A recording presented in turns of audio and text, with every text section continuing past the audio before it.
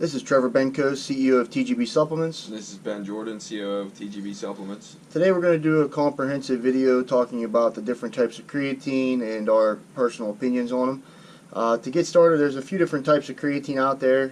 Creatine's been around for years and years. It's probably the most studied supplement, research supplement that there is. And it all started with the creatine monohydrate way back in the 90s, actually.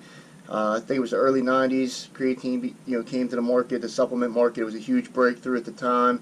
Everybody was talking about the benefits of it, and touting it as the most potent natural muscle builder to ever come about. Now it's been 20 years. It's been on the market, and there's been a lot more research that has been done. And it is an effective supplement. It's probably one of the most effective natural supplements out there.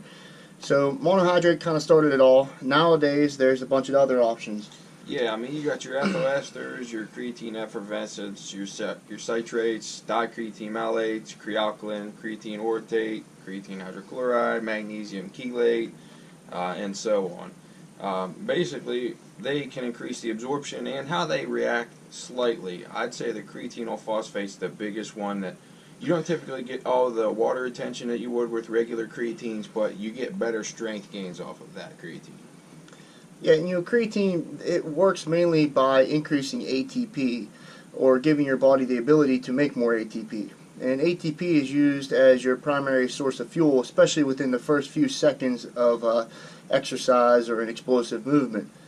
Creatine is something that I would say you're going to notice results relatively quickly when you take it. You need to stay hydrated. That's one of the most important things to really get the full benefits of creatine.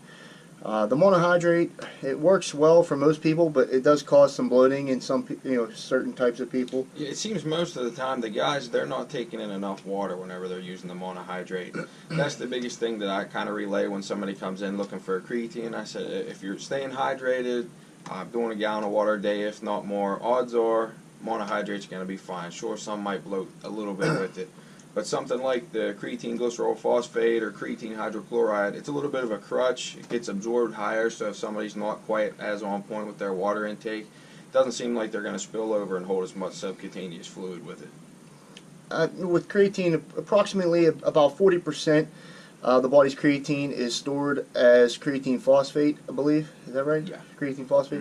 And then the other 60% is stored, no, it's 60% of it is phosphate. Right. 40% is a free form of creatine.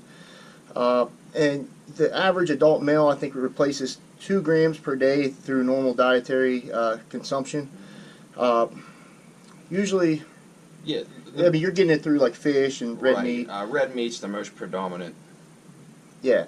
I mean, creatine, like I said, is made or is used for the resynthesis of ATP. ATP is adenosine triphosphate. Like I said, that's your body's main source for fuel or power. It's pretty much what our whole metabolic process is based around. Your first phase of energy is your creatine phosphate and the ATP, and that's only the first few seconds of energy when you're working out. And then you go to the glycolytic process, where you're breaking down glycogen for fuel to convert to more ATP. And during that phase, you're actually breaking into pyruvate, is broken down as well. Now, your body can use that during the oxidative process to convert coenzymes back to ATP. The oxidative process is the one that we use when we're exercising for longer periods of time. It's the only process that you actually could use fat for making ATP. But it's a long process. That's the only aerobic process as well. The CP and ATP pathway, as well as the glycolytic pathway, are anaerobic. I believe that's the glycolytic, I believe, is anaerobic as well. Right.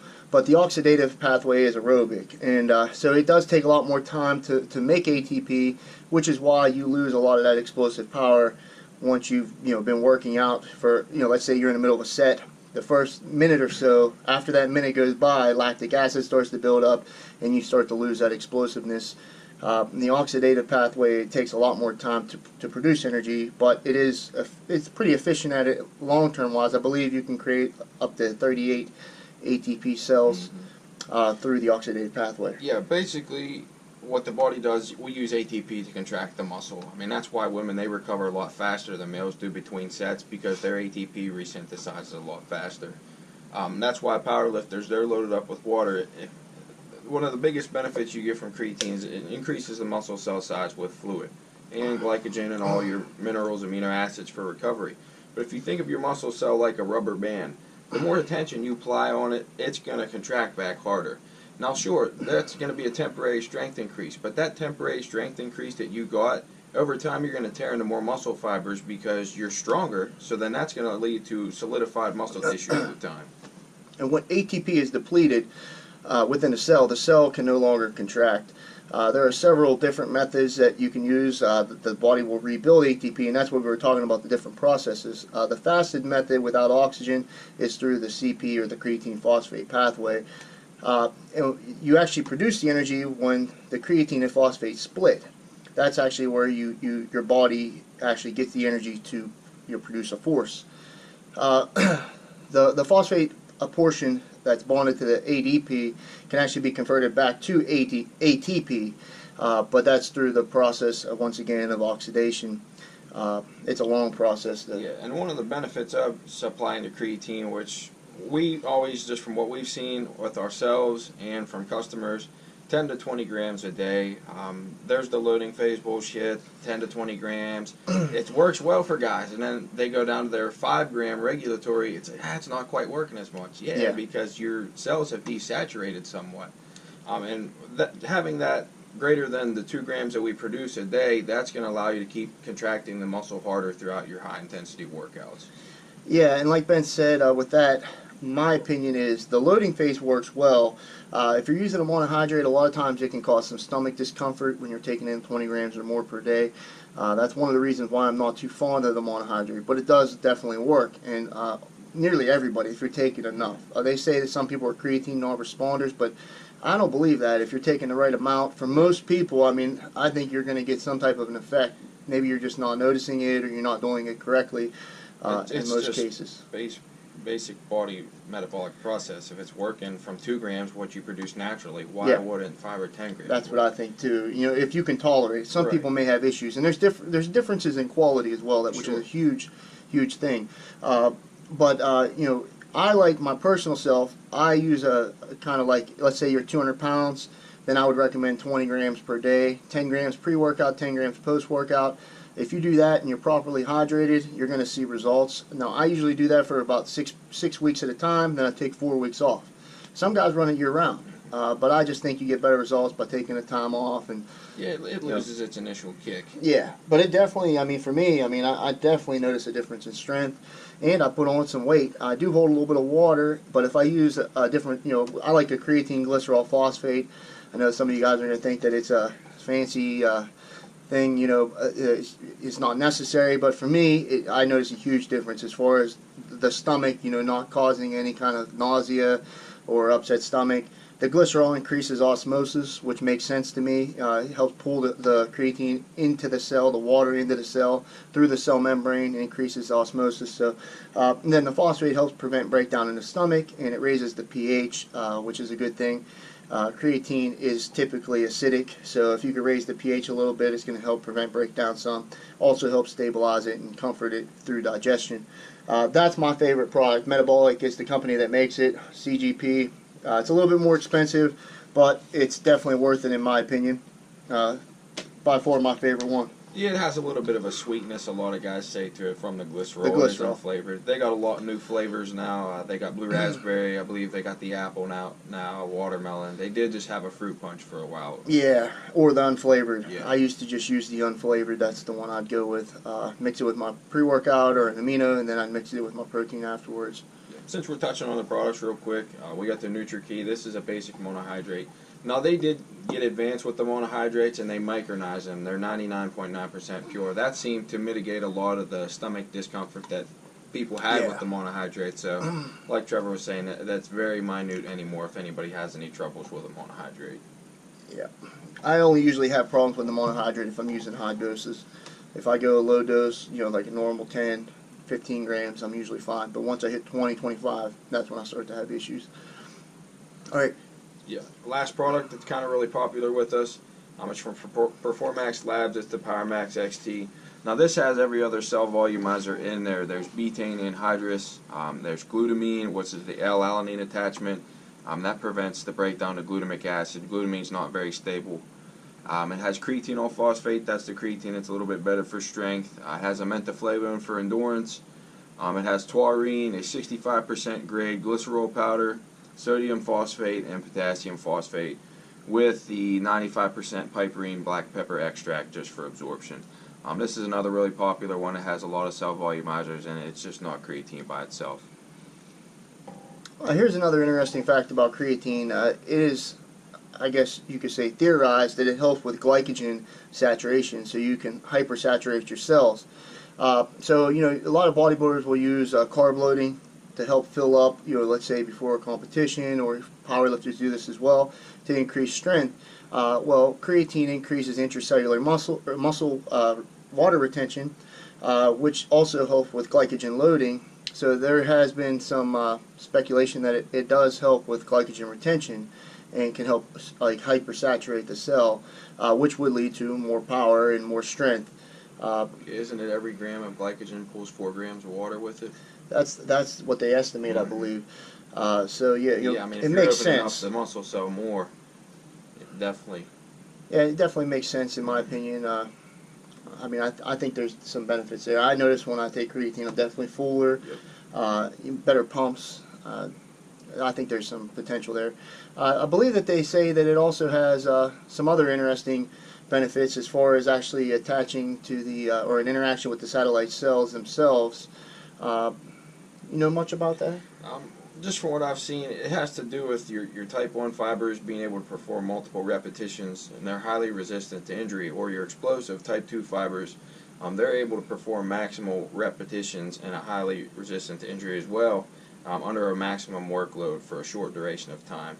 But I think they get a little bit of like a rubbing effect between them, and that's how it taps into the satellite cells. Which is like a transitional fiber, Right. I believe. So they kind of call that like the fight or flight fibers.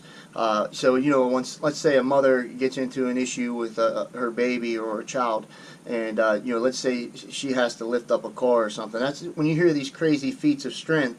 They're like a dormant fiber. Yeah, it's a fiber that most of the time you can't tap into. But you know, if you're in a life or death situation or something happens, a lot of times you can tap into these. And I've had this happen twice in my life, where I was in a you know, really difficult situation, and I was able to do something that I never thought I could do. You know, even well beyond normal strength and power. So I believe it is something that there is a possibility. Maybe creatine does have some interaction there. That's what they say. It allows you to fuse those muscle cells when they're called upon, because if your body's put in that certain situation, it's not going to want to have to be put in that situation again. So Yeah, it kind of taps into those fibers. which is you know, pretty interesting. You know, with creatine. But overall, you know, let's talk about the safety of creatine. Now, a lot of people are concerned, especially you get, let's say, a teenager or somebody in high school that wants to take creatine. Their parents are usually concerned. Oh, well, I heard it's hard on your kidneys or it's hard on the liver. Well, that's not necessarily true. And I mean, all the studies that they've done, it's actually very mild. You know, it can convert to creatine, which is the waste product of creatine, and it is also something that we have a blood test for to test whether or not the kidneys are functioning properly. Now, when you take, you know, a creatine monohydrate or any type of creatine, you're going to have an increase in your creatine levels, yes. But if the kidneys are functioning properly, the liver's functioning properly to begin with, there should be no issue. Yeah, the levels may come up some, but you should have no problem removing it, and there should be no long-term consequence on renal function from the studies that have been done. I mean, I think that was one of the most concerning things that people were worried about. Definitely. And also with the liver. There's no impact on the liver, to my knowledge. Yeah, and that's the thing too. Like we were saying, people, they don't know if they have a predisposed problem. Well, say they get blood work done on it, like, oh, my creatine, their levels they're elevated. Yeah, that's naturally what's going to happen just from using more creatine. So Exactly. that's probably just where they got a little bit of a scare from that. Yeah, I Just mean, not knowing. with it is, you know, it is a test. The creatine is a test that we look for as far as to see if your kidneys are not functioning well. Most bodybuilders are going to have higher levels of this anyway. One of the biggest safety concerns with creatine is the quality. There is a lot of cheap quality creatines out there, and if you're buying a, you know, totally knockoff creatine, I'd be cautious because there are some things, through the process of making creatine, when it's manufactured, that could cause some issues. I mean, it could break down into some contaminants. There's also, you could have heavy metals or something like that in the powders to begin with. You never really know what you're getting. So I would try to, make sure you're using a reputable brand and a quality product to begin with. Yeah, that's the thing. Creatine, good quality creatine is so cheap as it is. If it's something you're like, damn man, this is a good deal, odds are it's probably not a really good grade creatine. Yeah. So you can get. I think it's a 2.2 pound. Yeah, there's 200 servings for $20. I mean, that would last you a long time. Yeah. I mean, that's 5-gram servings, but I mean, it doesn't get much cheaper than that. And let's talk a second for the guys that are using anabolics. If you're using, let's say you're on testosterone replacement, or you're using steroids, to begin with.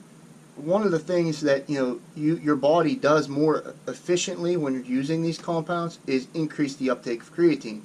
So if you've never tried taking creatine while on a cycle or on your testosterone replacement, I would advise giving it a shot, because you'd be surprised what a difference that can make.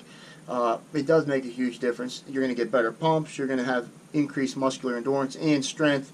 It's definitely worth a shot. Some guys, especially a lot of these naive young guys that are taking steroids when they really shouldn't be anyway, yeah. They should be taking creatine instead of steroids. A lot of times they're like, well, man, I don't need any supplements. I'm taking steroids. Yeah, so they won't even take a protein powder. They've never even tried creatine, and they're already taking steroids. So think about what you're doing, and these are effective supplements. It is one of the supplements out there that does have some proven benefits, and it's worth giving it a shot. You got to be consistent with it. That's the bottom line. Yep. Consistency. If it's something that worked well naturally, if you're using an anabolic, it's just going to work magnitudes better. I agree with that. That's what that's what anabolics are for. They make your body work more efficiently at repairing itself, and if it's part of the process of repair, you're going to have added benefits. So I mean, that pretty much wraps up the our video today on creatine. I feel like we kind of touched a little bit of everything as far as the studies, our personal experiences. Like I said, typically I like to use a little higher doses for shorter periods of time, and pretty much wraps it up, I think. Yep. We'll have more videos coming soon, so stay tuned. Hope you guys enjoyed this. From time to time we're going to hit some different supplement videos, but when we do, we're going to try to go into a little more detail than what you're used to seeing. So please follow us and subscribe to our channel. Check us out on social media, and keep an eye out, like we have been telling you, about the Anabolic Cartel podcast. We got 2 episodes down. The 3rd episode is already recorded. We're editing it now. And episode 4 is coming soon. So yeah, we got a section up right now on the forum. It's down at the bottom with company promotions. If any of you guys have anybody that you'd like to see on, or if we have it listed up, we're going to try to put in the guys that we're having coming on. If there be any certain topic or something that you'd like us to touch on with them, feel free to go on there and just put that in the topics. We'll do our best to see what we can do. Yeah, we would appreciate if you guys can start getting on there and interacting with us. We're going to try to kick this thing off here soon. We're still doing work on it, so it's not done yet. But if you any help, as far as putting up articles, just posting, like Ben said, if you want to interact, it's going to mainly be around the podcast. So it'll be a cool way that you guys can interact with some of the professionals that we're going to have on. Professionals in the industry, professional bodybuilders, professional wrestlers, fighters. We're going to have a bunch of different types of people from all backgrounds. So once again, thank you for taking the time to watch our videos, and we hope that you'll subscribe, leave a comment, let us know how we're doing, hit the like button. Other than that, we'll have more videos coming, and we'll talk to you soon.